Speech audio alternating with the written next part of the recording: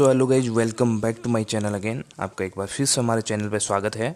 और जहाँ पे हम डिस्कस करते हैं कुछ इम्पोर्टेंट टॉपिक्स पे, बात करते हैं कॉमर्स की।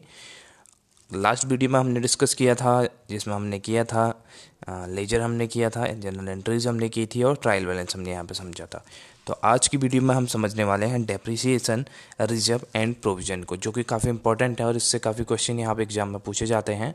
और डेप्रिसिएशन वैसे भी एक इम्पॉर्टेंट टॉपिक है। रिजर्व एंड प्रोविजन जो है, इसमें डिफ्रेंसिएशन करना, इसका अंतर समझना और इसके टाइप्स को जानना बहुत ज़रूरी है, क्योंकि ये काफ़ी कन्फ्यूजन क्रिएट करते हैं। जो रिजर्व्स एंड सरप्लस होते हैं नॉर्मल वे में, रिजर्व्स एंड जो प्रोविजंस हैं, हम इनको एक ही मान के चलते हैं, लेकिन इनमें काफ़ी डिफरेंस होता है। उन डिफरेंस को देखेंगे और समझेंगे कि ये कैसे एक दूसरे से अलग हैं। साथ ही डेप्रिसिएशन के कॉन्सेप्ट को समझेंगे, इसके टाइप्स को, इसमें कितने दो मेथड हैं बेसिकली। जो मेथड होती हैं उसमें 3-4-5 मेथड है, लेकिन हम जो हमारे रिलेवेंट है वही टॉपिक हम देखेंगे और 2 मेथड इसके देखेंगे। हम कैसे चार्ज किया जाता है, प्रैक्टिकल एग्जाम्पल भी हम इसका समझेंगे। ठीक है, तो चैनल के साथ बने रहिए। अगर चैनल पर नए हैं तो चैनल को ज़रूर सब्सक्राइब करें, ताकि आने वाली वीडियोज़ की नोटिफिकेशन आपको ऑन टाइम अपने फ़ोन पे मिल पाए और आप अपनी इस वीडियोज़ का लाभ ले पाएँ। ठीक है, तो चलिए आज की वीडियो को स्टार्ट करते हैं। डेप्रिसिएशन सबसे पहले होता क्या है? डेप्रिसिएशन बेसिकली हम लोग कोई भी बिज़नेस करते हैं तो बिज़नेस में हम अपनी एसेट यूज करते हैं, खास करके फिक्स्ड एसेट। तो फिक्स्ड एसेट को हम बिज़नेस में यूज करते हैं, और जैसे जैसे हम बिज़नेस के यूज करते रहते हैं बिज़नेस में उसका, तो एक टाइम पीरियड बाद उसकी वैल्यू क्या हो जाती है, कम होते जाती है, डिमिनिशिंग उसकी वैल्यू और डिमिनिशिंग होते जाती है। तो वही जो उसकी वैल्यू में जो गिरावट आती है, उसी को हम क्या कहते हैं, डेप्रिसिएशन कहते हैं। और गिरावट क्यों आती है? वो आती है हमारी जब हम उसका यूज करते हैं बिजनेस में। ठीक है, तो ऑफिशियल इसकी डेफिनेशन जो है वो देख लेते हैं, कॉन्सेप्ट क्या है। Fixed asset are held on a long term basis and used to generate periodic revenue, यानी कि पीरियोडिक रेवेन्यू के लिए, जो रेवेन्यू जनरेट करने के लिए हम कोई भी अपनी जो एसेट है उसका यूज करते हैं लॉन्ग टर्म के लिए।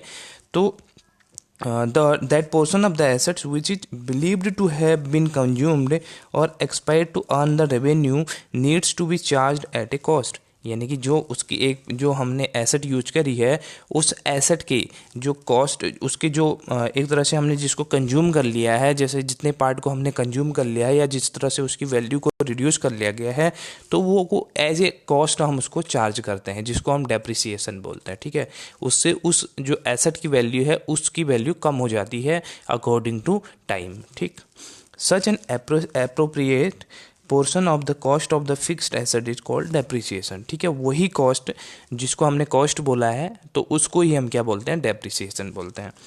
Business enterprise required fixed asset for their business operation such as furniture and fixture, office equipment, plant and machinery, motor vehicle, land and building extra in the process of the converting raw material into finished product. The fixed asset depreciate in value over a period of the time its useful life. यहाँ पे बात वही की गई है कि यहाँ जो बिजनेस, कोई भी बिजनेस है उसमें फिक्स्ड एसेट यूज होती है। ठीक है, जैसे कौन से फिक्स्ड एसेट यूज होते हैं, जैसे हमारे फर्नीचर एंड फिक्सचर हो गए, ऑफिस इक्विपमेंट हमारे हो गए, प्लांट मशीनरी हो गई, मोटर व्हीकल्स हो गई, लैंड एंड बिल्डिंग हो गई। ठीक है, तो ये कुछ हमारे जो एसेट्स होते हैं, इनका यूज हम बिजनेस में करते हैं अपने रॉ मटेरियल को कन्वर्ट करने में फिनिश्ड प्रोडक्ट तक। ठीक है, रॉ मटेरियल हमारे पास होता है और उसको हम फिनिश्ड गुड तक इसको बनाने के लिए जो भी प्रोसेस यूज करते हैं, अगर उस प्रोसेस में वियर एंड टीयर जो भी होता है, वो हमारा क्या कहलाता है, डेप्रिसिएशन कहलाता है। उससे क्या होती है, हमारी जो फिक्स्ड एसेट थी उसकी वैल्यू में गिरावट आ जाती है। ठीक है, यही बात इसमें बोली गई है। और जो उसकी जितना टाइम पीरियड उसका यूज होता है, तो उसको क्या बोलते हैं, यूजफुल लाइफ बोल देते हैं। यानी कि जो उसकी यूज, जितने टाइम पीरियड तक हम उसका यूज कर पाते हैं, तो उस एसेट की यूजफुल लाइफ कहलाती है। ठीक है, in other words, the process of allocation of the cost of a fixed asset over its useful life is known as depreciation। यानी कि उसकी यूजफुल लाइफ में जो भी एलोकेशन ऑफ कॉस्ट, उसकी जो कॉस्ट होती है फिक्स्ड एसेट की एक फिक्स्ड टाइम पीरियड के लिए जो भी होती है, उसको हम उसकी यूजफुल लाइफ जिसको हम बोल रहे हैं, जो फिक्स्ड टाइम पीरियड है, उसको उस प्रोसेस को एलोकेट करना ही हमारा क्या है, डेप्रिसिएशन कहलाता है। ठीक है, और डेप्रिसिएशन हमारा कौन से अकाउंटिंग स्टैंडर्ड में आता है, अकाउंटिंग स्टैंडर्ड 6 में आता है। ठीक है, जो ICA द्वारा इशू किया जाता है। ठीक, तो ये भी टॉप यहाँ पे क्वेश्चन इंपॉर्टेंट हो जाता है कि ये कौन से हमारे अकाउंटिंग स्टैंडर्ड के अंदर हम इसको रीड करते हैं। तो ये हमारा अकाउंटिंग स्टैंडर्ड 6 होता है, जिसके अंदर डेप्रिसिएशन को डिफाइन किया गया है। Depreciation is a measure of the wearing out, consumption और the loss of the value of depreciable asset arising from use, effusion of time और obsolescence through technology and market changes. यहाँ पे बात की गई है कि जो हमारी एसेट में जो एसेट की वैल्यू में कमी आती है, एक तो आती है उसके यूज करने से, ठीक है, दूसरी आती है हमारी ऑब्सोलेंस से, यानी कि उसको अप्रचलित हो गया, तो उसकी टेक्नोलॉजी में इन्हेंसमेंट हो गया, जैसे लेटेस्ट टेक्नोलॉजी आ गई। जैसे अभी हम देखें कि कोई भी काम हमारा लेटेस्ट मशीन, जैसे कि हम एक एग्जांपल ले लेते हैं, अभी जो पीसी की डिमांड है, जो पर्सनल कंप्यूटर थे, उसकी डिमांड यहाँ पे बहुत कम हो गई है, ठीक है, क्योंकि उसकी जगह पे यहाँ लैपटॉप और यहाँ पे हम टैब, लैपटॉप, ये सब चीज़ें हम यहाँ पे इसकी जगह इस रिप्लेस हो गई हैं।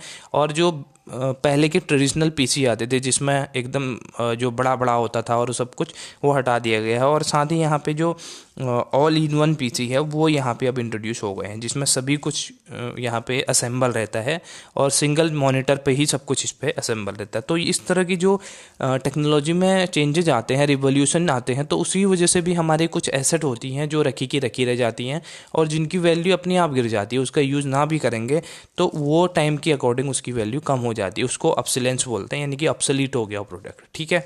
तो इससे भी हमारे क्या होता है, टेक्नोलॉजी एंड मार्केट चेंजेस से भी हमारे एसेट की वैल्यू में गिरावट आ जाती है, राइट। तो depreciation is allocated so as to charge a fair portion of the depreciable in each accounting period during the expected useful life of the asset।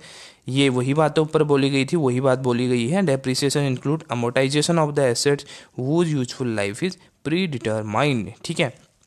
तो यहाँ पे बोला गया है डेप्रिसिएशन वो भी इंक्लूड करता है अमोर्टाइजेशन, जिसकी क्या है, जिस एसेट्स की यूजफुल लाइफ हम प्री डिटरमाइन कर सकते हैं, यानी कि हमें पता है कि ये एसेट हमारे लिए इतने टाइम पीरियड के लिए ये काम आने वाली है, तब तक हम इसका यूज करने वाले हैं, तो उसकी क्या हो गई, यूजफुल लाइफ हो गई, राइट। यूजफुल लाइफ समझिए, क्योंकि अभी ये फॉर्मूले में यहाँ पे काम आएगा, सो मैंने इसको एक्सप्लेन किया, राइट। अब है कुछ इंपॉर्टेंट टर्म है। ऑब्सोलेंसेस जो मैंने ऊपर बताया था, ऑब्सोलीट हो गई when a fixed tangible asset become useless और unwanted due to new invention, तो ये ऑब्सोलीट हो गई हमारी, ठीक है। तो इसको बोलते हैं अप्रचलित, हिंदी में इसको अप्रचलित बोलते हैं, क्योंकि ये टेक्नोलॉजी के चेंज होने से हमारी जो एग्जिस्टिंग प्रोडक्ट है वो यूजलेस हो जाती है, तो उसको ऑब्सोलीट होना बोलते हैं। अमोर्टाइजेशन बोलते हैं the term amortization is used for writing of intangible assets such as goodwill, copyright, patent etc। यानी कि इस टर्म को यूज किया जाता है राइट ऑफ करने के लिए, जैसे कि इंटेंजिबल एसेट को, जैसे गुडविल हमारी वो क्या है, इंटेंजिबल एसेट है, कॉपीराइट है, पेटेंट है, तो ये सब चीज़ों को राइट ऑफ करने के लिए हम क्या करते हैं, इस टर्म का यूज करते हैं। फिर है डिप्लेशन है, the term depletion is used in relation to decreasing the value of the wasting asset or natural resources such as mine, oil, wells, timber, trees, fishing etc। जो डिप्लेशन है वो term हमारा use होता है किसमें, जब हमारी वेस्टिंग एसेट की वैल्यू में डिक्रीज होता है। वेस्टिंग एसेट हमारे क्या होता है, वेस्टिंग एसेट वो होता है जिनका हम यूज करते जाएंगे तो वो एसेट वो जो एसेट है वो एक दिन ख़त्म हो जाएगी, ठीक है, धीरे धीरे वो कम होते रहती है, तो उसको वेस्टिंग एसेट बोलते हैं। जैसे वेस्टिंग एसेट में क्या क्या आ जाती है, हमारी माइंस आ जाती हैं, ठीक, ऑयल्स वेल्स आ जाती हैं, टिम्बर ट्रीज आ जाती हैं, फिशिंग आ जाता है। तो ये सब चीज़ें क्या हैं, अगर हम धीरे धीरे सब चीज़ें बढ़ाते जाएंगे, करते जाएंगे तो एक दिन ये सारी चीज़ें क्या हो जाएंगी, ख़त्म हो जाएंगी, ठीक। तो इसलिए इनको वेस्टिंग एसेट कहा जाता है। तो इस वेस्टिंग एसेट की जब वैल्यू में डिक्रीज आ जाता है, इनकी वैल्यू में डिक्रीज होने से इसको किस टर्म को यूज किया जाता है, डिप्लेशन इसमें यूज किया जाता है, ठीक है, डिप्लेशन बोला जाता है इसको। तो ये 3 टर्म थे इंपॉर्टेंट, जो कि आपके सिमिलर टाइप के हैं, बट ये अलग अलग चीज़ों से रिलेट करते हैं, ठीक है। अब देखते हैं need and objective of the providing depreciation या चार्जिंग डेप्रिसिएशन, यानी कि हम डेप्रिसिएशन क्यों लगाते हैं, क्यों चार्ज करते हैं डेप्रिसिएशन। पहला रीजन इसका है ascertaining true profit of the loss, यानी कि हम यहाँ पे ट्रू प्रॉफिट और लॉस को असर्टेन करने के लिए अपने डेप्रिसिएशन को हमारा चार्ज करना ज़रूरी होता है। क्योंकि बेसिक सी बात है, अगर हमें बिजनेस में हम किसी मशीनरी का यूज कर रहे हैं तो उसका वियर एंड टीयर का भी तो खर्चा आ रहा है, तो उसकी ऑब्वियस सी बात है उसकी जो वैल्यू है उसमें डे बाई डे क्या होगी, गिरावट होगी। बट हम अगर अपनी एसेट की वैल्यू को ज़्यादा दिखा देंगे, जितनी पहले थी उतनी ही हम 5 साल बाद अपनी एसेट की वैल्यू को दिखा रहे हैं, तो ऑब्वियस सी बात है कि हमारे प्रॉफिट या लॉस में तो डिफरेंस आएगा ही आएगा। क्योंकि हमने जो नई अगर हम कोई चीज़ खरीद रहे हैं, अगर हम 5 साल उसको यूज करके उसकी वैल्यू नई एसेट के बराबर कर रहे हैं, तो वो तो हमारा कहीं से कहीं तो जस्टिफाइड नहीं है। तो इसके लिए कह रहा है कि ट्रू प्रॉफिट और लॉस को असर्टेन करने के लिए हमें क्या डेप्रिसिएशन को चार्ज करना जरूरी है। The true profit of an enterprise can be ascertained when all costs incurred for the purpose of earning revenue have been debited to the profit and loss account, यानी कि प्रॉफिट एंड लॉस में debit करना पड़ेगा। और depreciation भी हमारा क्या है, एक नॉन कैश ये एक्सपेंस है हमारा, तो इसको भी हम क्या करते हैं, प्रॉफिट एंड लॉस में हम इसको डेबिट करते हैं। ठीक है, क्योंकि हमारे सारे जितने इनडायरेक्ट भी खर्चे होते हैं वो हमारे किस में चार्ज होते हैं, प्रॉफिट एंड लॉस में, और डायरेक्ट खर्चे हमारे ट्रेडिंग अकाउंट में चार्ज होते हैं। तो ट्रू प्रॉफिट एंड लॉस हमें पता करना है, तो उसके लिए हमें क्या करना पड़ेगा, इस जो नॉन कैश एक्सपेंस है उसको चार्ज करना पड़ेगा प्रॉफिट एंड लॉस अकाउंट में। सेकंड है fail in the value of the assets use in business operation is a part of cost and should be shown in the profit and loss account of concern accounting period. यही बात मैंने आपको करी कि अगर business operation में कोई हम चीज़ एसेट का हम यूज कर रहे हैं तो उसकी कॉस्ट जो है, उसकी एक कॉस्ट है, उसको यूज करने की भी एक कॉस्ट है, तो उसको हमें अपने प्रॉफिट एंड लॉस अकाउंट में जो कंसर्न अकाउंटिंग पीरियड है, रिलेटेड अकाउंट पीरियड है, उसमें हमको यूज करना चाहिए, उसमें हमें उसको चार्ज करना चाहिए। थर्ड है keeping this in view depreciation must be debited to profit and loss account since loss in value of the fixed asset is also an expense like other expense. ठीक है, तो यहाँ पे भी वही बात की गई है कि जो वैल्यू में लॉस है, जो हमारी एसेट की वैल्यू में लॉस है, वो भी हमारे बिजनेस के लिए एक लॉस है। ठीक है, it is a kind of non cash expense we can say, but loss तो एक्सपेंस तो है ही। ठीक है, तो एक तरह का तो हमारा लॉस है ही वो, तो इसके लिए हमें इसको प्रॉफिट एंड लॉस में चार्ज करना जरूरी है। सेकंड इसका रीजन है, ये इसके फर्स्ट के पार्ट थे, presentation of the true and fair value of the assets. अगर हमें अपनी एसेट की ट्रू एंड फेयर वैल्यू को प्रेजेंट करना है तो ऑब्वियसली हमें डेप्रिसिएशन को चार्ज करना पड़ेगा। क्योंकि हमें, अगर मैंने वही एग्जांपल आपको दिया कि 4 लाख की कोई मशीनरी मैंने 2010 में खरीदी, और वही जो 2010 में मैंने 4 लाख की मशीनरी खरीदी, 2018 में भी वही मैं 2-4 लाख की दिखा रहा हूँ, तो ये कहाँ से कहाँ तक आपके लिए जस्टिफाइबल है। क्योंकि जो वैल्यू अपने 8 साल आपने यूज किया उसकी कॉस्ट कहाँ चले गई, तो इससे आपका प्रॉफिट, आपका जो एसेट की वैल्यू है वो तो ज़्यादा दिखाएगा, जबकि ज़्यादा है नहीं, तो इसकी वजह से आपका प्रॉफिट गड़बड़ा जाएगा।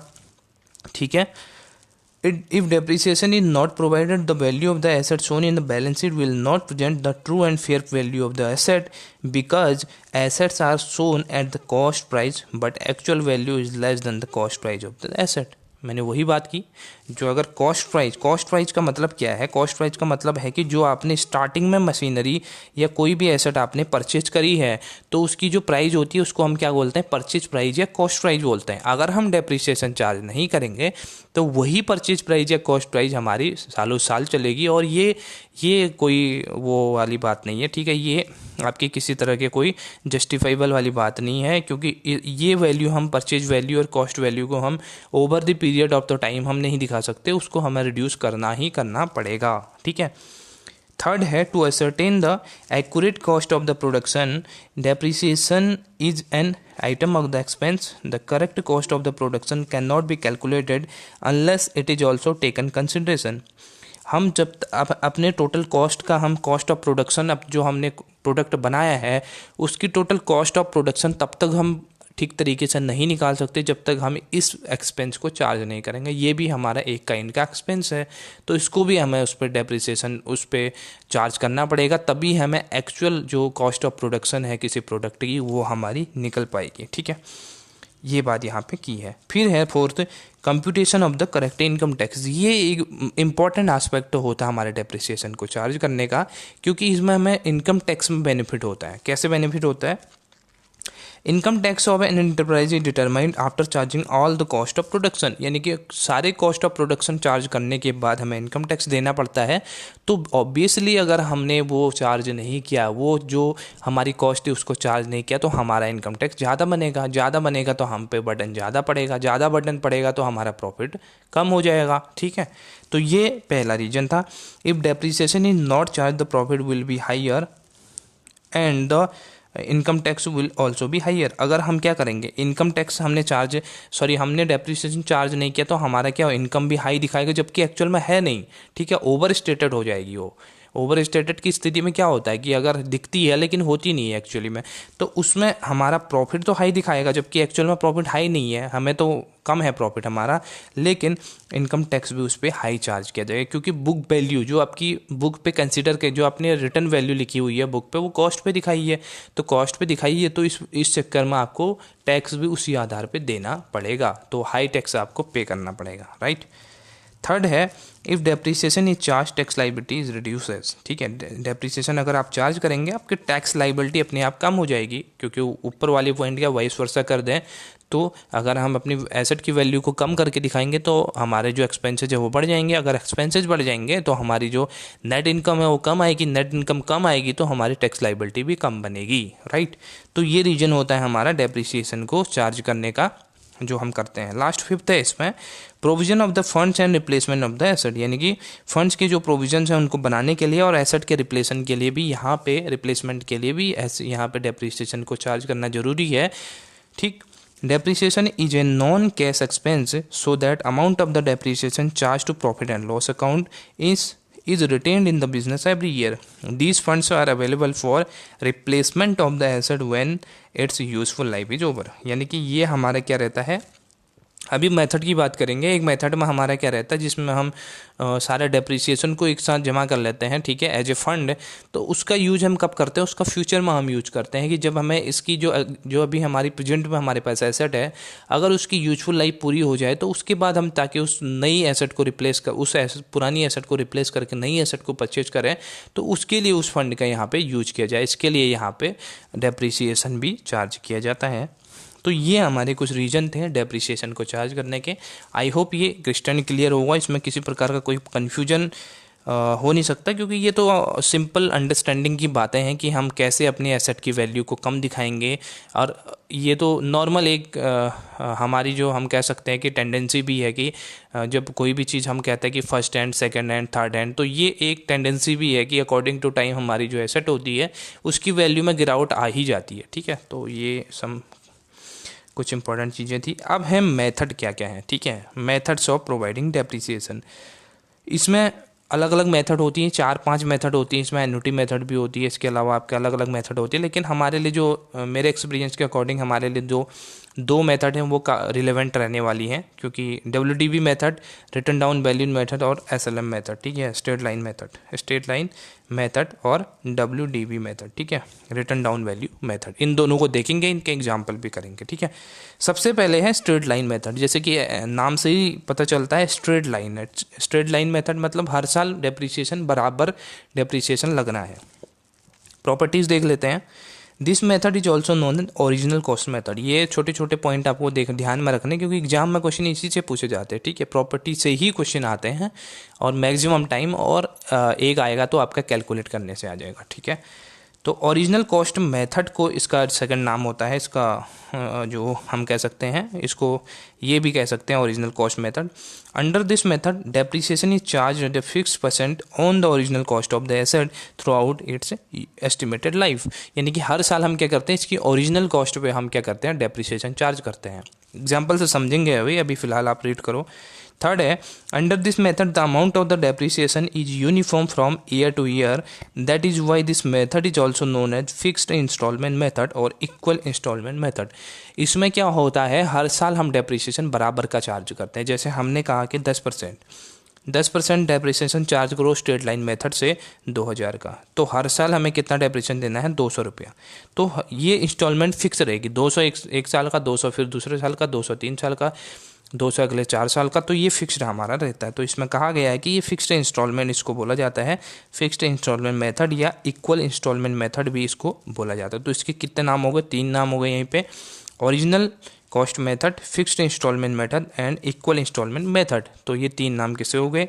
स्ट्रेट लाइन मेथड के। 4th पॉइंट है इसका, the annual amount of the depreciation can be easily calculated by the following formula. ये मैंने आपको फार्मूला दिया है, इससे आप क्या कर सकते हैं, अपने जो SLM स्ट्रेट लाइन मेथड है उससे आप यहाँ पे डेप्रिसिएशन कैलकुलेट कर पाएंगे। तो यहाँ ओरिजिनल कॉस्ट होती है, उसमें से माइनस करते हैं हम एस्टिमेटेड स्क्रैप वैल्यू। अब स्क्रैप वैल्यू क्या होती है? स्क्रैप वैल्यू वो वैल्यू होती है जो हमारे हम एक तरह से आप ये सोच लो कि कुछ जो जैसे हमारे 4 साल हमने मशीनरी को चलाना था, तो चौथी साल में भी उसके बेचने से पहले उसके कुछ वैल्यू हमें मिल जाती है, उसको बेचने पर हमें कुछ मिल जाता है। जैसे हमने कबाड़ी को बेच दिया, 40 लाख की मशीन थी, हमने लास्ट में 4 साल में उसको यूज करना था, 4 साल उसकी एस्टिमेटेड लाइफ पीरियड थी, वो हमने यूज कर लिया। उसके बाद लास्ट में हमने उसको बेचा, तो कबाड़ी से हमको लोहे की मशीन थी, तो कबाड़ी ने ले लिया, तो उससे हमें कितना मिल गया? चलो मान लेते हैं 1000, 2000, 5000 रुपये मिल गया। तो वो 5000 रुपये हमारे क्या है? स्क्रैप वैल्यू है, यानी कि उसी जो एसेट थी उसकी स्क्रैप वैल्यू हम उसको कंसिडर करेंगे। तो उसको हम इसमें से माइनस करेंगे, किसमें से? जो उसकी ओरिजिनल कॉस्ट थी उसमें से स्क्रैप वैल्यू को माइनस कर देंगे, और डिवाइड किससे करेंगे? Estimated life in year, estimated life से उसको डिवाइड कर देंगे। जितनी भी उसकी लाइफ थी, जितना भी उसका यूजफुल लाइफ पीरियड था, उससे हम इसको डिवाइड कर देंगे। तो हमारे पास क्या निकल के आएगी? ये एनुअल डेप्रिसिएशन निकल कर आएगी। और अगर दूसरा डायरेक्टली रेट हमें दिया है, तो डायरेक्टली हम रेट को अप्लाई करके भी यहाँ पे कैलकुलेट कर पाएंगे। ठीक है, एग्जाम्पल देख लेते हैं एक। For example, A firm purchase a machinery of ₹2,25,000 on April 1st, 2013. The expected life of this machine is 5 years. After 5 years, the scrap of this machine would be realized ₹25,000. Under straight line method, the amount of depreciation can be calculated as under. यानी कि बोला है 2,25,000 की machine थी 1 अप्रैल 2013 को, और इसकी 5 साल इसकी एक्सपेक्टेड लाइफ यहाँ पे दे रखी है। ठीक है, ये 5 साल इसकी एक्सपेक्टेड लाइफ दी है, और स्क्रैप वैल्यू कितनी है? 25,000 की स्क्रैप मिल गया हमें। ठीक है, तो इसमें करेंगे क्या? ओरिजिनल कॉस्ट कितनी आई? 2,25,000, इसमें से माइनस कर देंगे स्क्रैप वाली वैल्यू को, और डिवाइड कर देंगे 5 से, क्योंकि ये 5 क्या है? हमारा एस्टिमेटेड लाइफ यहाँ पे दिया है। इसको कैलकुलेट करोगे तो आपके पास निकल के आएगा 40,000 रुपये। तो 40,000 का जो एनुअल डेप्रिसिएशन है वो यहाँ पे चार्ज किया जाएगा अंडर स्ट्रेट लाइन मेथड। ठीक है, फर्स्ट ईयर का 40,000 आ गया, सेकेंड ईयर का भी 40,000, थर्ड ईयर का 40,000। तो इस तरह से आपका ये डेप्रिसिएशन, आपका एनुअल डेप्रिसिएशन निकल कर आया। राइट, ये मेथड होता है आपका। और अगर इसमें सीधे सीधे आपको रेट दिया है 20%, ऐसे कुछ 30% या 10%, तो आप क्या करोगे? उसकी वैल्यू, जैसे 20,000 की मशीन थी, उसका 20% आप निकाल लोगे या 10% निकाल लोगे, तो वो हर साल उतना डेप्रिसिएशन चार्ज हो जाएगा जितना हमारा कैलकुलेट होकर निकल कर आता है। ठीक है, ये तो नॉर्मल सा मेथड है। उसके बाद सेकंड मेथड की बात करते हैं, जो आता है DMU, यानी कि डिमिनिशिंग बैलेंस मेथड। ठीक है, under this method depreciation is charge as a fixed percentage on the book value of the asset every year.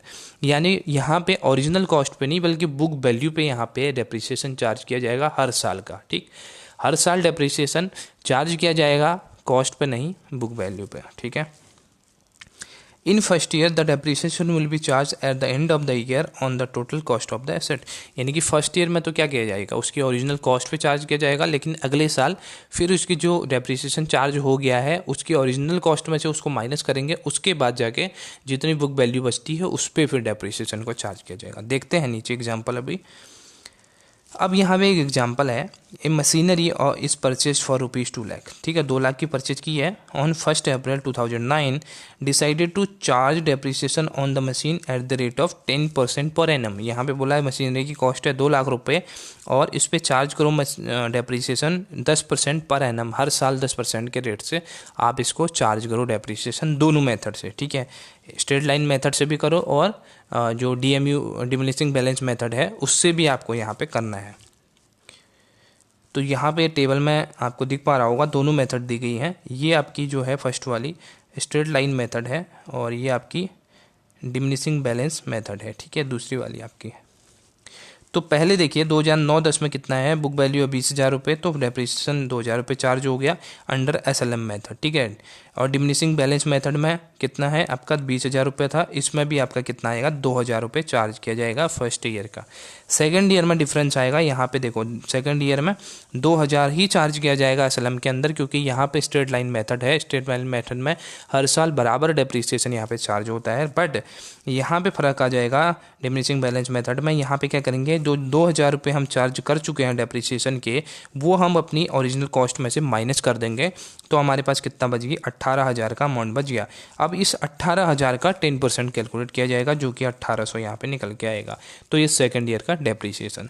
Third year का SLM में वही डेप्रिसिएशन रहेगा जो आपका ओरिजिनल था पहले का, बट यहाँ पे रिटर्न डाउन वैल्यू मेथड आपका जो आएगा WDV मेथड है, या डिमिनिशिंग वैल्यू मेथड भी बोलते हैं इसको। इसके अंदर क्या करेंगे, 16,200 में से आप क्या करोगे, सॉरी 18,000 में से क्या करोगे, फिर से आप 18,000, लास्ट वैल्यू कितनी बची थी 18,000 पे चार्ज किया था, उसमें से 1,800 का डेप्रिसिएशन हम चार्ज कर चुके हैं, तो वो 1,800 को हमें 18,000 में से माइनस करेंगे, भले बचेगा 16,200। इस 16,200 का 10% निकालेंगे, 1,620 निकल कर आएगा, जो थर्ड ईयर का डेप्रिसिएशन है, ठीक है। ऐसे ही ये चलता रहेगा।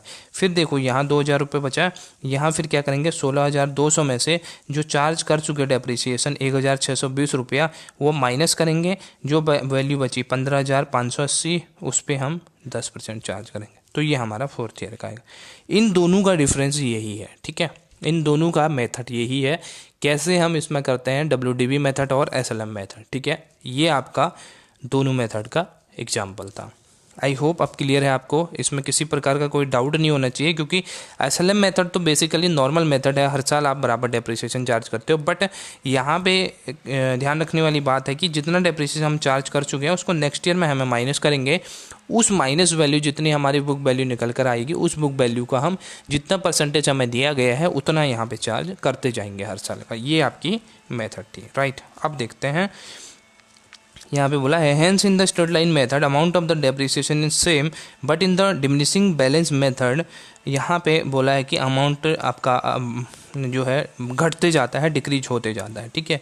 टाइम के अकॉर्डिंग आपका आपने ध्यान दिया होगा, यहाँ पे सेम रहता है, बट यहाँ पे आपका अमाउंट जो है माइनस कम होते रहता है, ठीक है। पहले 2,000 का डेप्रिसिएशन था, फिर 1,800 का हो गया, 1,620 का हो गया, 1,458 का हो गया, ठीक है। तो ये थी आपकी दोनों मेथड की बात। अब बढ़ते हैं आगे। अब देखते हैं कि यहाँ पे डेप्रिसिएशन को रिकॉर्ड कैसे किया जाए, रिकॉर्डिंग के क्या क्या यहाँ पे मेथड होते हैं।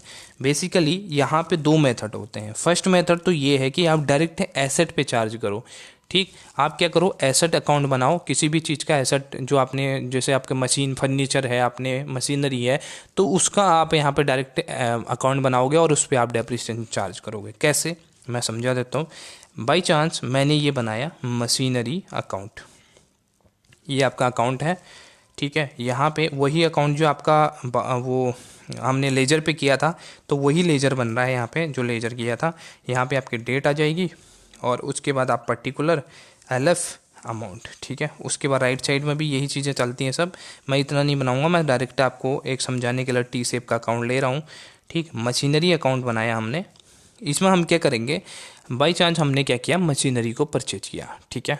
मशीनरी की कॉस्ट क्या थी, मशीनरी की कॉस्ट हमारे पास थी 2 लाख रुपए, ठीक, 2 लाख रुपए, ठीक। हम मशीनरी हमने परचेज की तो 2 लाख रुपए की। उसके बाद हम क्या करेंगे, इसमें डेप्रिसिएशन चार्ज कर देंगे। और डेप्रिसिएशन आपको पता है कि क्रेडिट साइड में चार्ज होगा, क्योंकि डेप्रिसिएशन की एंट्री क्या होती है, डेप्रिसिएशन चार्ज करनी है depreciation account debit to machinery account, यानी कि मशीनरी का अकाउंट क्या हो रहा है, क्रेडिट हो रहा है किसके रिस्पेक्ट में, डेप्रिसिएशन की। ये मैं कल समझा चुका हूँ अच्छे से आपको कि कैसे पोस्टिंग की जाती है। तो डेप्रिसिएशन को हम क्रेडिट साइड में डालेंगे और ये बाई चांस यहाँ पे 20,000 रुपये डेप्रिसिएट कर दिया हमने, तो रियल वैल्यू क्या बच गई, अब यहाँ से 20,000 रुपये माइनस करेंगे तो यहाँ पे इसकी जो कॉस्ट है वो फिर जाके अगले साल के लिए ओपनिंग बन जाएगी, फिर हम इस पर डेप्रिसिएशन को चार्ज करेंगे, ठीक है।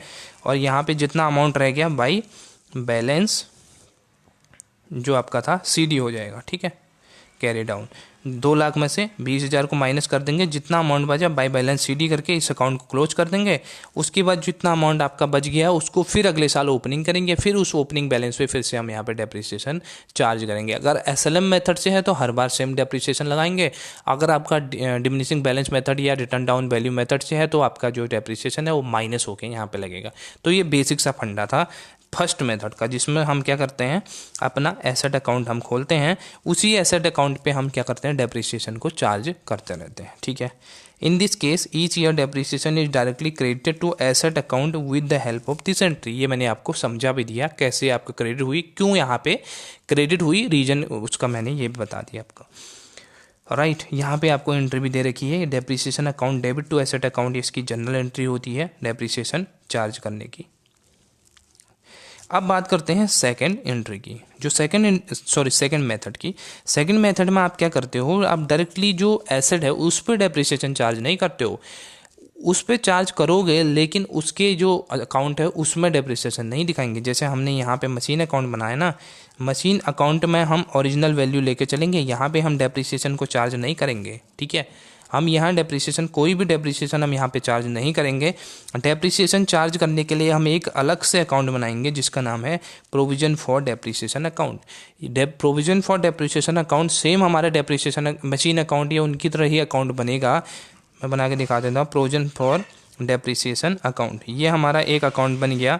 इसमें हम क्या करेंगे, हर साल हम यहाँ पे डेप्रिसिएशन चार्ज करते रहेंगे।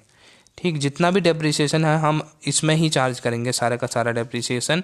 और यहाँ पे टोटल डेप्रिसिएशन की वैल्यू ही यहाँ पे इंक्लूड की जाएगी। यहाँ पे ना एसेट की वैल्यू आएगी, ठीक, और ना ही यहाँ पे और चीज़ें आएंगी, सिर्फ यहाँ पे डेप्रिसिएशन की वैल्यू आएगी। अब इसका बेनिफिट क्या है, इसका बेनिफिट ये है कि जब हमारे पास मल्टीपल मशीनें होती हैं, ठीक है, एक मशीन में तो हम चलो मशीन अकाउंट बना लिया हमने और उसी में हम चलो हमारा फाइंड आउट कर लेते कि हमें कितना डेप्रिसिएशन, बट यहाँ पे मल्टीपल मशीन है, कोई मशीन हम खरीद रहे हैं, कोई मशीन यहाँ पे बेच रहे हैं, तो उसमें हमें एक्यूरेट अकाउंट निकालने में थोड़ा सा यहाँ पे प्रॉब्लम फेस करनी पड़ती। तो उसके लिए यहाँ पे क्या किया जाता है, प्रोविजन फॉर डेप्रिसिएशन अकाउंट बनाया जाता है अलग से, और सिर्फ इसमें डेप्रिसिएशन की वैल्यू ही आती है। जैसे कि फर्स्ट इंस्टॉलमेंट यहाँ पे आ गई, फिर इसको हमने यहाँ पे कर दिया, ठीक, क्लोज कर दिया हमने बाय बैलेंस सीडी करके।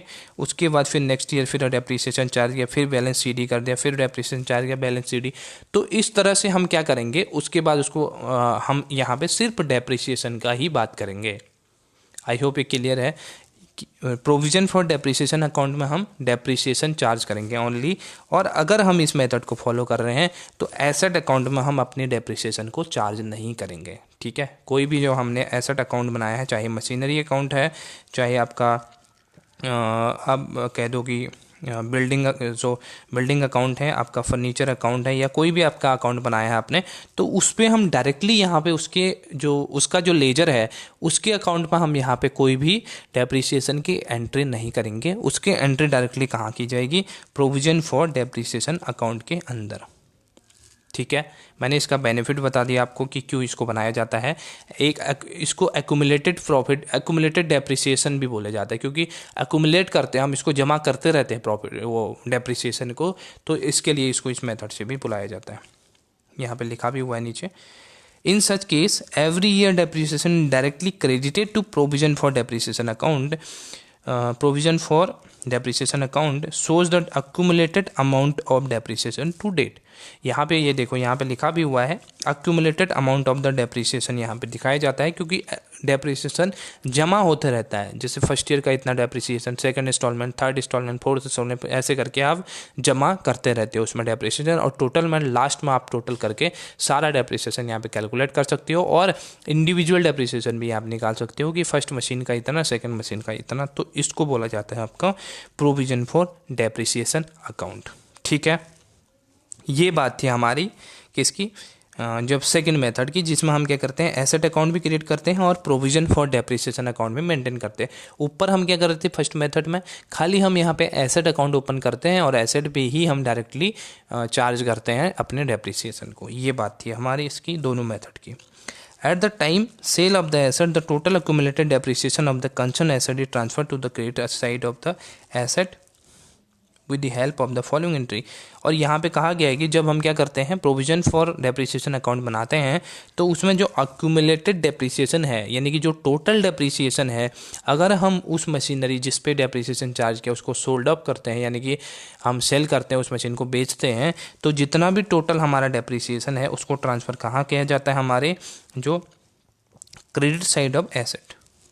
ठीक है, हम एसेट की क्रेडिट साइड में उसको ट्रांसफ़र कर देंगे और उसकी एंट्री क्या होगी, accumulated depreciation account debit to provision for depreciation account, sorry accumulated depreciation account, या इसको ही लिख बोलते हैं हम प्रोविजन फॉर डेप्रिसिएशन अकाउंट भी बोलते हैं, टू एसेट अकाउंट, क्योंकि एसेट के अकाउंट में हम यहाँ पे ट्रांसफ़र कर रहे हैं। इन दोनों का नाम को आप यूज कर सकते हो, चाहे आप बोलो एक्यूमुलेटेड डेप्रिसिएशन अकाउंट बोलो या प्रोविजन फॉर डेप्रिसिएशन अकाउंट बोलो, दोनों आपके राइट हैं क्योंकि ये एक्यूमुलेटेड ही ये होता है।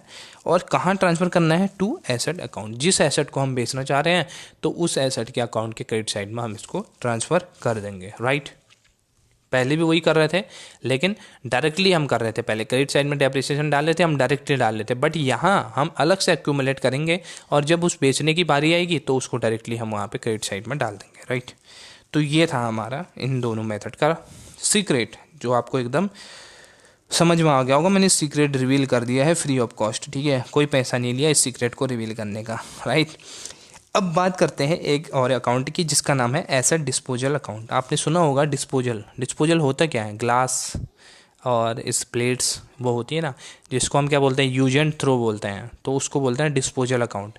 डिस्पोजल का मतलब होता है जब हम कोई एसेट को बेचते हैं या उस एसेट को पार्सली या फुल्ली हम सोल्ड अप कर देते हैं, यानी कि एक तरह से आप सोच लो हम फेंक देते हैं, मतलब बेच देते हैं, तो उसके लिए हमें एसेट डिस्पोजल अकाउंट को खोलना पड़ता है।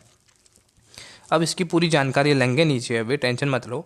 Asset disposal account is open when an asset original और पार्शली और फुल इज सोल्ड और डिस्पोज ऑफ, यानी कि कोई एसेट को जब हमने डिस्पोज कर दिया यानी कि हमने ख़त्म कर दिया, हमने उसका यूज करना बंद कर दिया, उसको बिजनेस से हमने हटा दी पहली चीज़ तो वो, या दूसरे हमने सोल्ड कर दी यानी सेल कर दी, तो उस केस में हम क्या करेंगे, एक अलग से अकाउंट ओपन करेंगे उसे को क्लोज करने के लिए, तो वो हमारा कहलाता है asset disposal account. All entries related to the sold asset are recorded in the asset disposal account. ठीक है, ये तो नॉर्मल बात है। Method of the recording the entries in the asset disposal account will depend on the fact whether a provision for depreciation account in maintain और not. यहाँ पे देखिए जो एसेट डिस्पोजल अकाउंट है उसको बनाने का दो मेथड होते हैं, मतलब उसको उसके बेसिस दो हैं।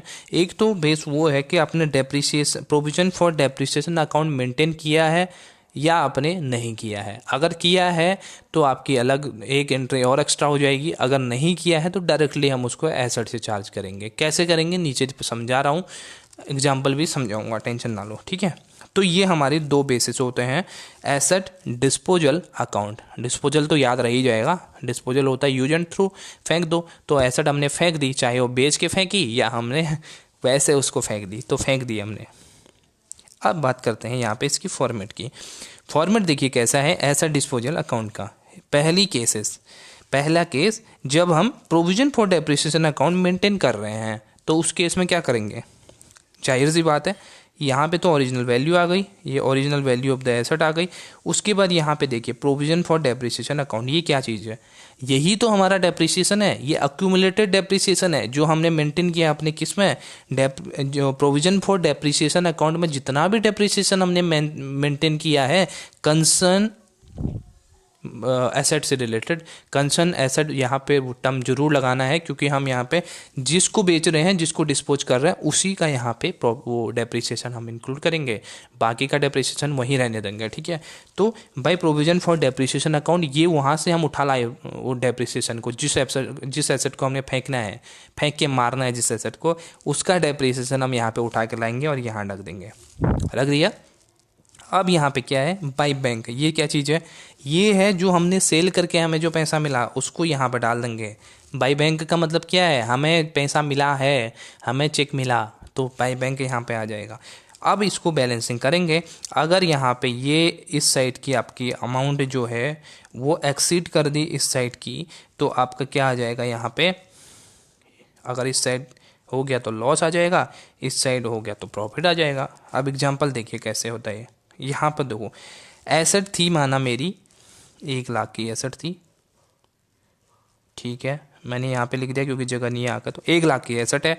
अब मैंने जो मैंने प्रोविजन फॉर डेप्रिसिएशन अकाउंट बनाया था ना, उसमें मेरा टोटल जो डेप्रिसिएशन है वो दिखा रहा बाई चांस 10,000 रुपये। ठीक है, मैंने 10,000 यहाँ लिख दिया।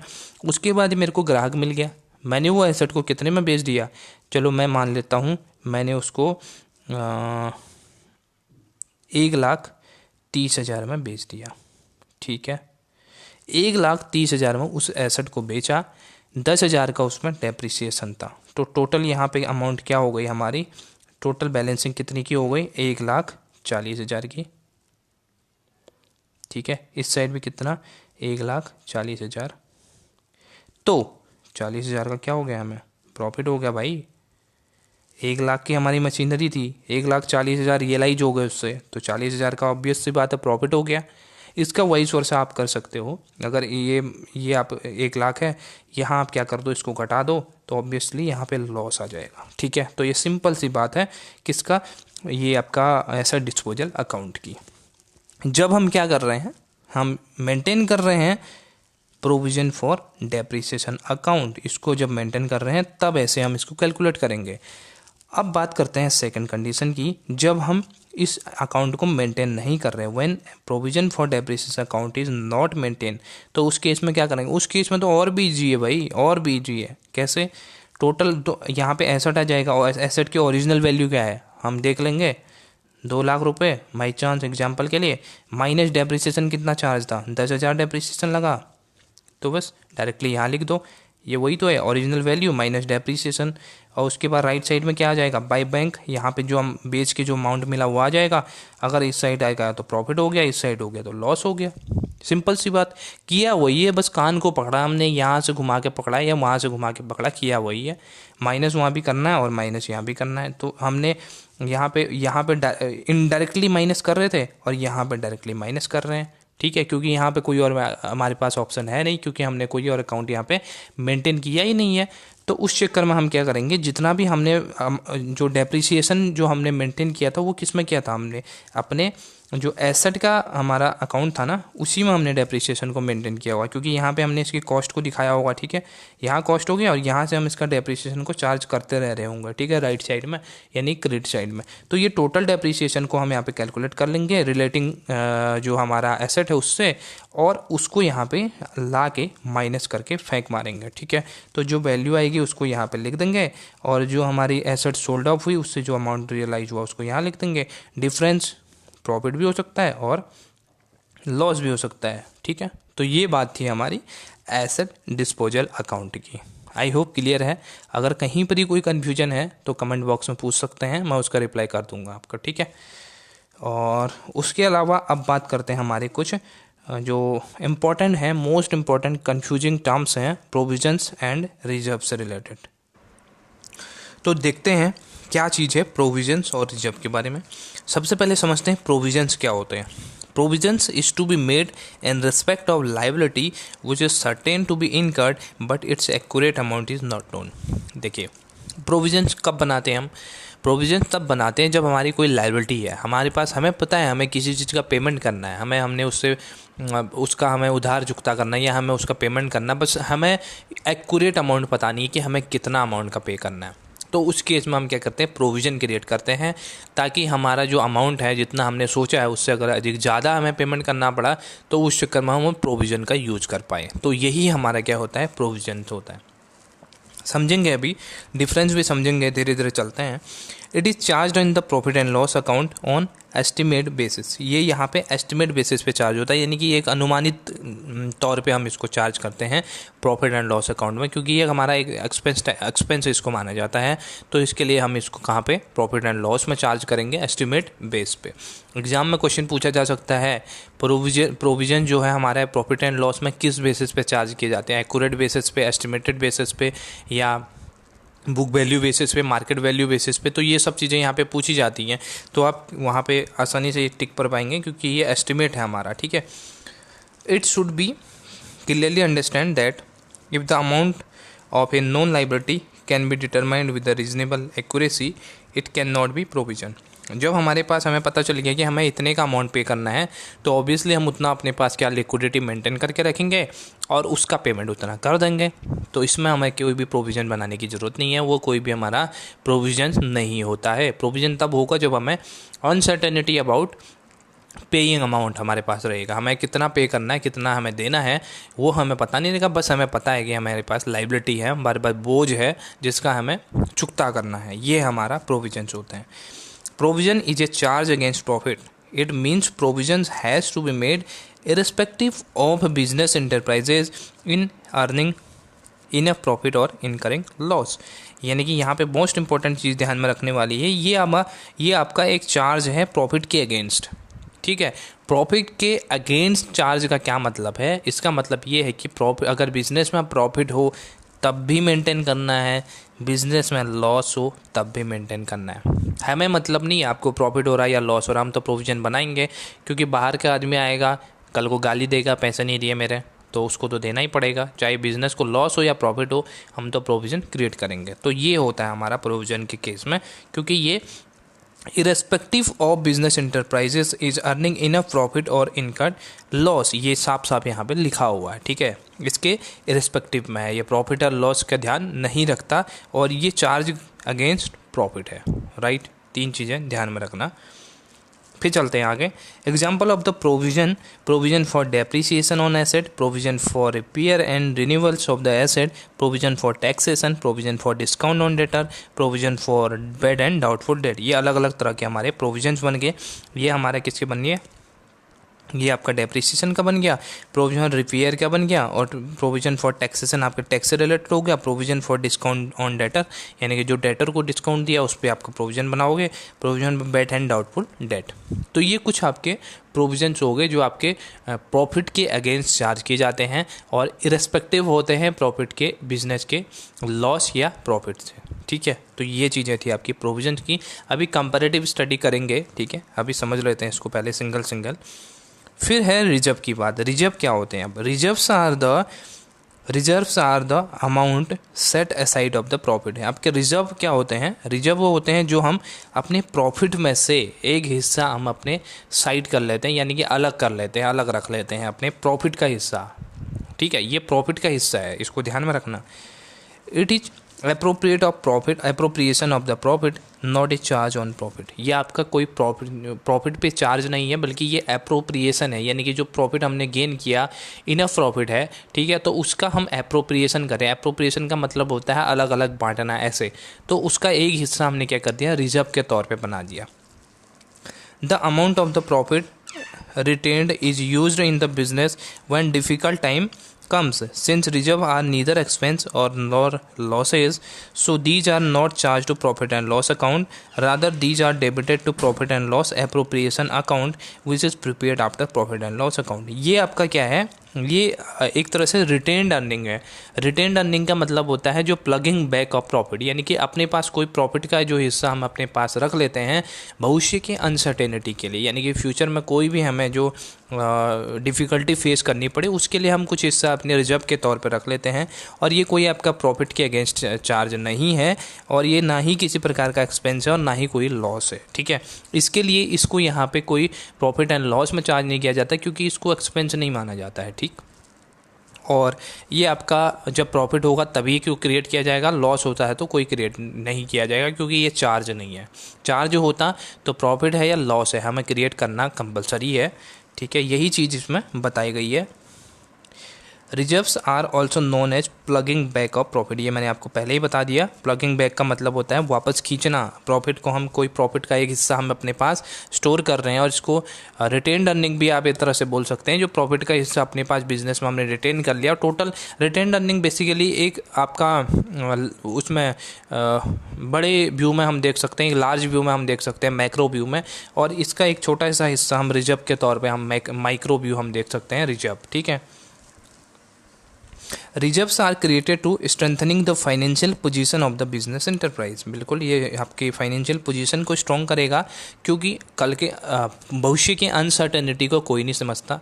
ठीक है, किसी को हम सिर्फ उसके लिए क्या कर सकते हैं, एक हम अनुमान लगा सकते हैं, हम बिल्कुल हम श्योरिटी के साथ नहीं कर सकते कि यही चीज़ें होएंगी। अगर कुछ हो गया तो उसके लिए हम क्या करते हैं, रिजर्व हमारी जो फाइनेंशियल स्टेबिलिटी को है उसको बनाए रखने में मददगार साबित होता है। Examples are general reserve, dividend, equalisation reserve etcetera. यहाँ पे कुछ टाइप के रिजर्व होते हैं, जैसे जनरल रिजर्व हो गए, डिविडेंड, इक्वलाइजेशन रिजर्व हो गए। तो इसके अलावा और भी रिजर्व होते हैं, तो अभी समझेंगे आगे। If the amount of the reserve is invested outside the business then it is called reserve fund. अगर हमने जो रिजर्व का अमाउंट जो हमने प्लग बैक किया यानी कि अपने पास रखा है, उसको बिजनेस में हम बिजनेस के आउटसाइड, बिजनेस से हट के हम कहीं उसको इन्वेस्ट करते हैं, तो वो हमारा रिजर्व फंड बन जाता है। ठीक है,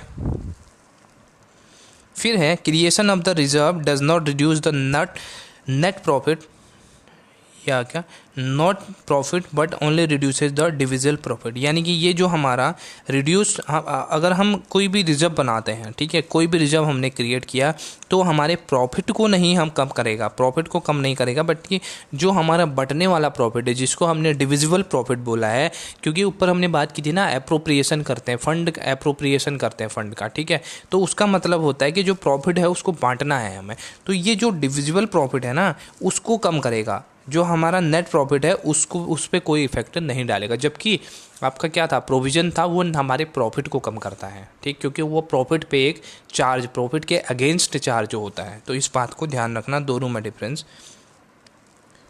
ठीक है, तो ये बात थी हमारी किसकी, जो रिजर्व और प्रोविजंस की। अब बात करते हैं एक कंपैरेटिव स्टडी की इन दोनों के बीच में।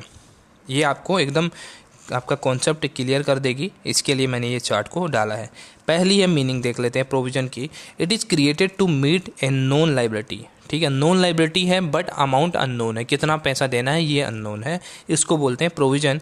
रिजर्व होता है, it is created to strengthen the financial position of the business enterprise. ये आपकी फाइनेंशियल पोजीशन को, भविष्य की अनसर्टेनिटी को मीट करने के लिए बनाया जाता है।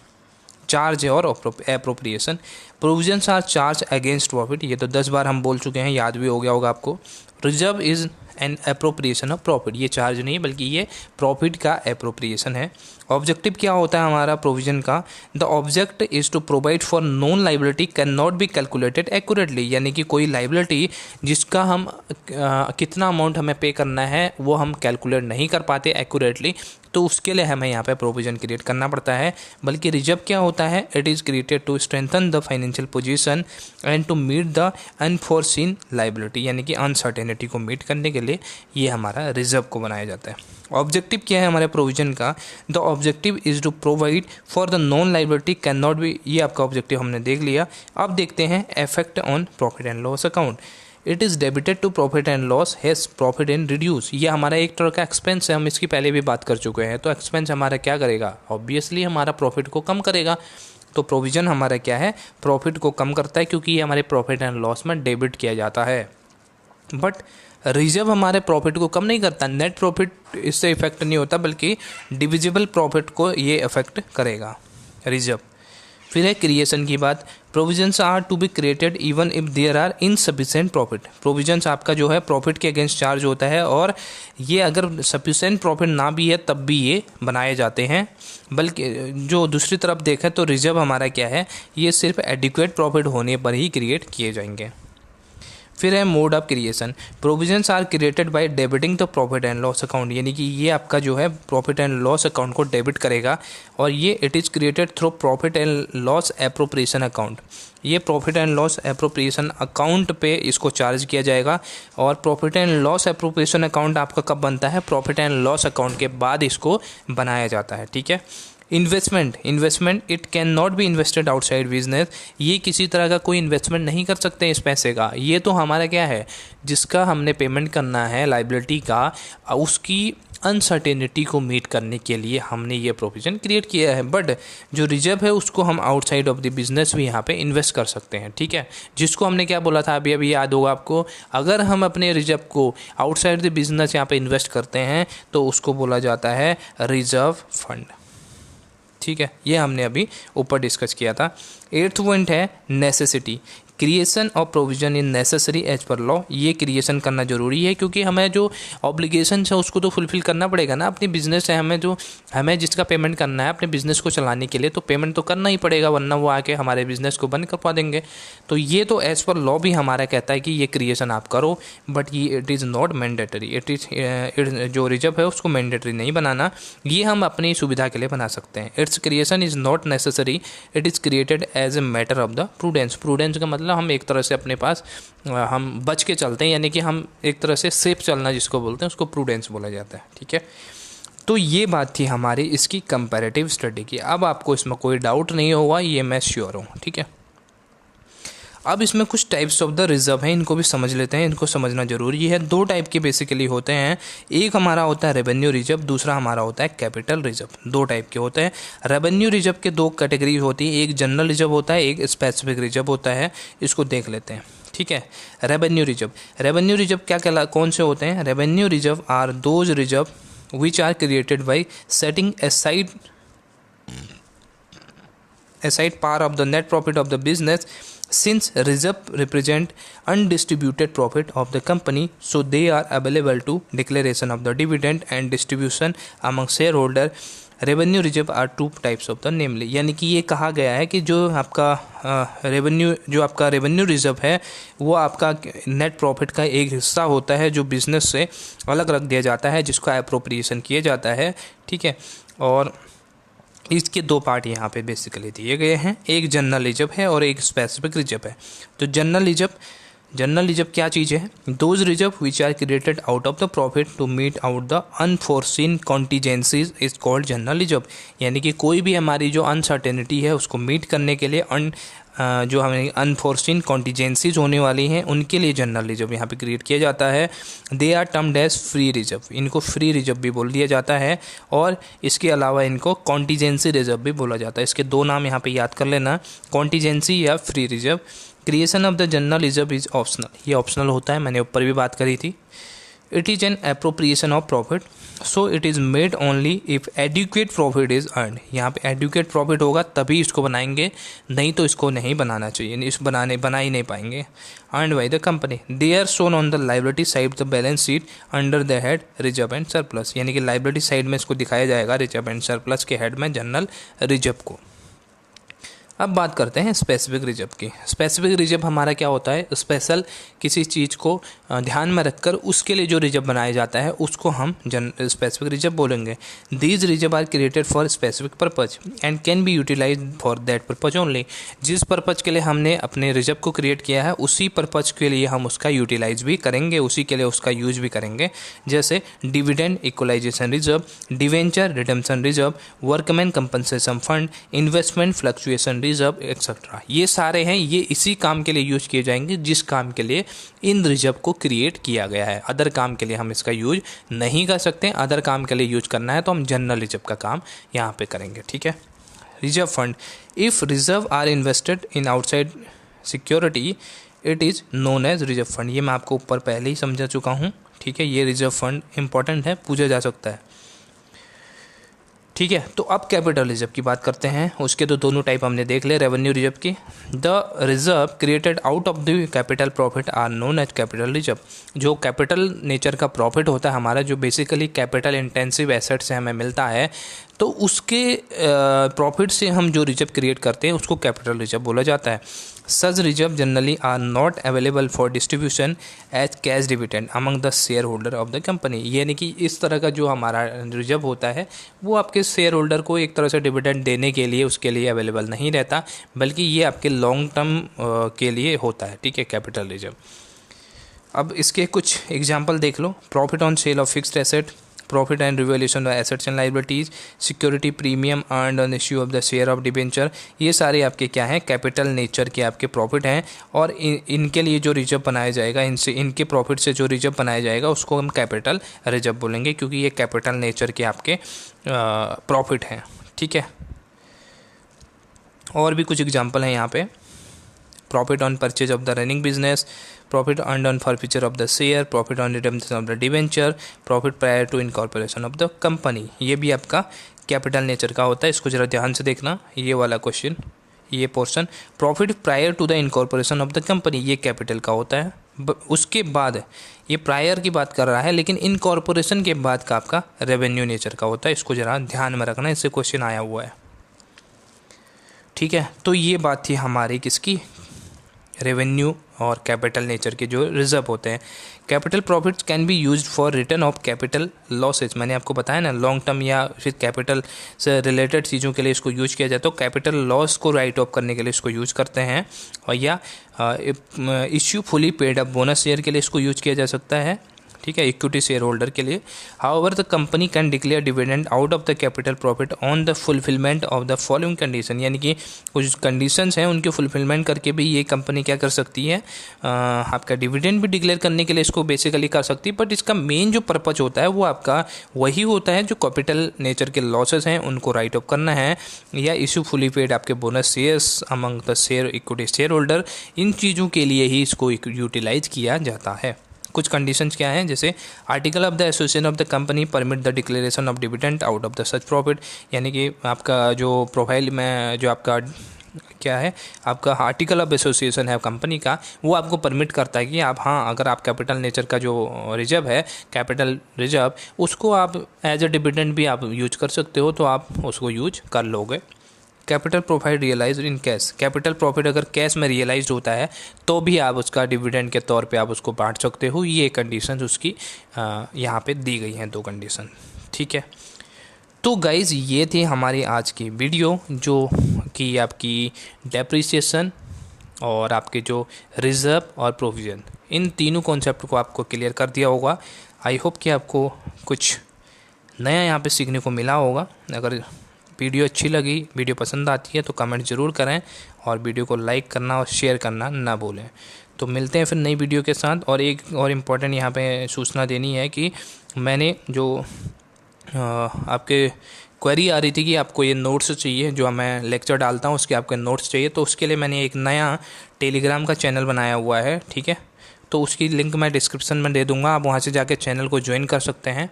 और जो पुराना चैनल था वो यूजीसी नेट के एस्पिरेंट के लिए है, तो उस पर मैं आपको ऐड नहीं कर सकता। इसके लिए मैंने नया चैनल यहाँ पे क्रिएट किया है। आप उस चैनल पे जाके आ सकते हैं और अपनी क्वेरीज को यहाँ पे डिस्कशन भी कर सकते हैं। उस पर कुछ टाइम पीरियड के लिए हम ग्रुप को खोल देंगे, है ना, तो उस पर आप डिस्कशन भी कर पाएंगे। और जो डेली लेक्चर्स के नोट हैं ये आपके वैसे MS वर्ड फॉर्म में है, मैं आपको स्क्रीनशॉट करके आपके उस पर डाल दूँगा, ठीक है, टेलीग्राम चैनल पर डाल दूँगा, वहाँ से आप लोग उसको देख सकते हैं। तो लिंक आपको डिस्क्रिप्शन में इसका मिल जाएगा। Thank you so much for watching video. नई वीडियो के साथ फिर मिलते हैं, तब तक टेक केयर, बाय बाय।